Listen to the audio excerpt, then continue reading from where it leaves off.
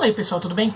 Tô de volta aqui de novo nesse enquadramento aqui, que é para vídeos rapidinhos e comentários de algum assunto aí do dia, da semana.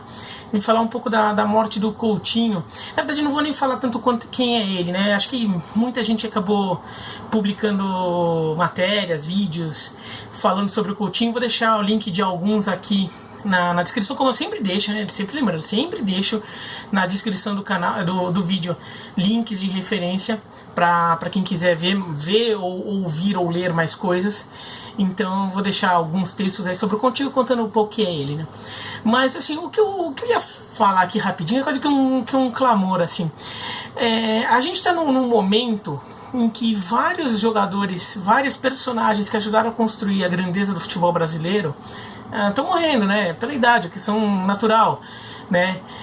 Os jogadores dos anos 40, 50, 60 já estão chegando a uma idade em que muitos deles acabam morrendo, e muitos já nos deixaram nos últimos tempos, né? O Carlos Alberto já nos deixou, agora o Coutinho, da seleção de 50 já não tem mais ninguém por aí, por exemplo, né? E acho que existe, até pelo momento que o futebol brasileiro vive, que não é o momento dos melhores, acho que conhecer, resgatar um pouco essa história, acho que é importante. E importante não é só ficar falando da história do passado, os momentos gloriosos, tudo, mas olhar de novo e ouvir aquelas pessoas que estavam naquele momento. Isso é uma coisa para a imprensa também, tá? Um pouco para o público também se ligar um pouco nisso, mas estou falando muito para a imprensa também, tá? Ouvir mais e ao mesmo tempo saber, com o olhar de hoje, saber como posicionar aquilo que aconteceu para o mundo de hoje, né? Às vezes eu sinto haver uma certa glorificação exagerada do passado, ou um certo desprezo exagerado do passado e glorificação do presente. Parece que não existe um equilíbrio aí, né? Outro dia eu estava discutindo aqui com o pessoal.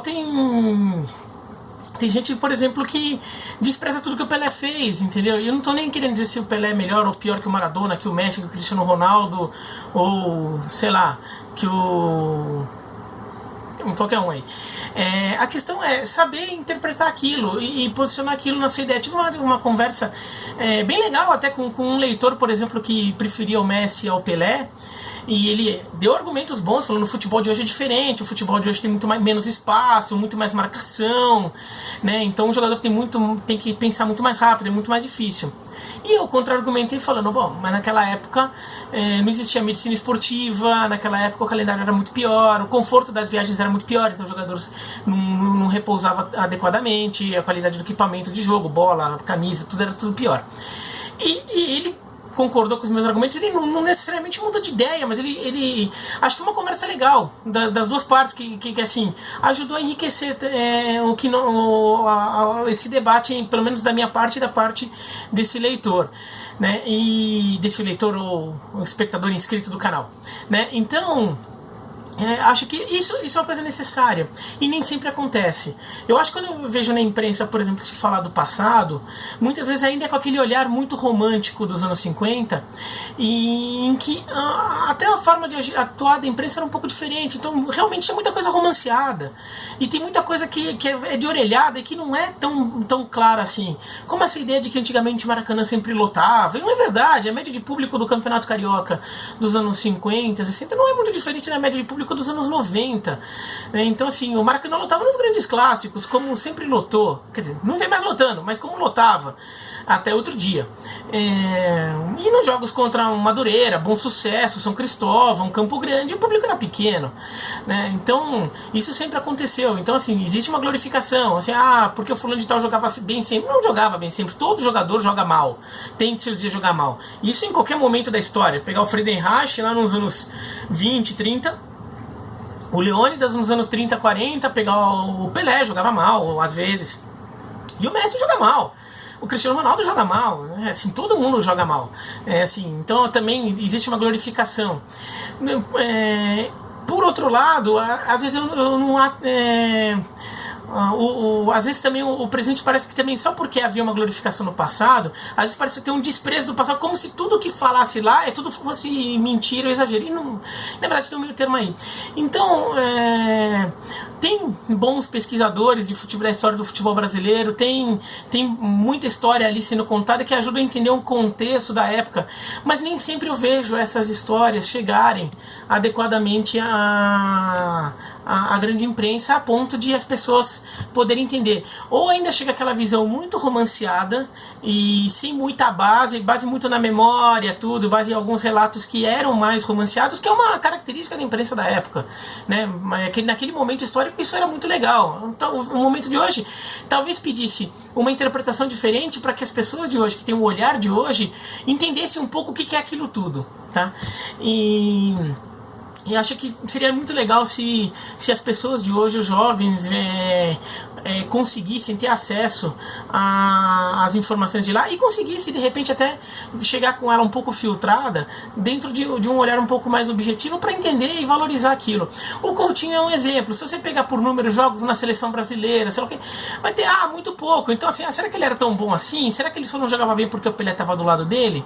Tem que entender um pouco o momento. Primeiro que a seleção brasileira na época jogava muito menos, tinha muito menos jogos de seleção naquela época, e jogos eram muito menos constantes. O Brasil chegou a ficar mais de um ano sem jogar uma partida, seleção, né? Então era um negócio que pipocava mais. Segundo, que as seleções, como as seleções tinham prioridade no calendário, as seleções tinham os clubes eram obrigados a ceder os jogadores, tá? Então, se tinha um titular da posição, ele é o titular.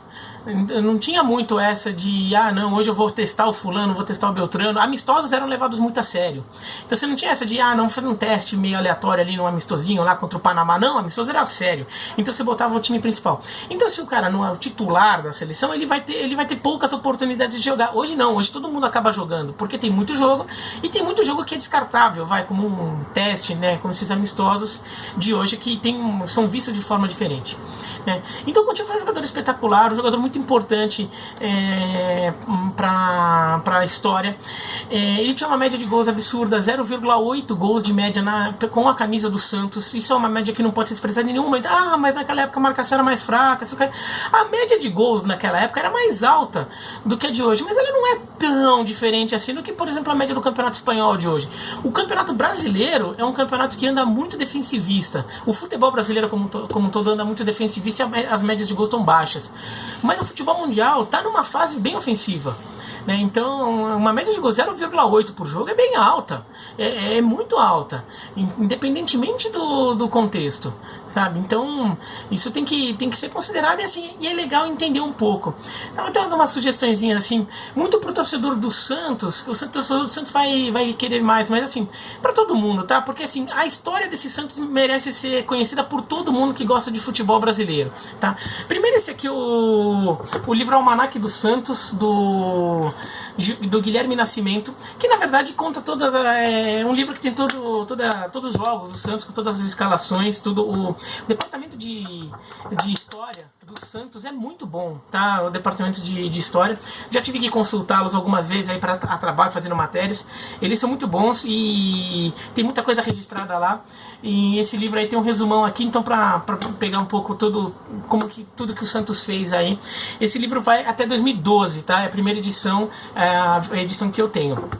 Tem um outro livro que eu ainda não tenho, ainda não comprei, eu já vi, estou querendo comprar, me parece muito bom para entender o contexto. Esse aqui são as informações, os dados secos, né? Para entender o contexto, que é o Santos, o maior espetáculo da Terra. Foi lançado no final do ano passado, então eu ainda não tenho, já vi, ele é bonito, assim, já peguei na mão, ainda não comprei, estava um pouquinho caro, mas assim,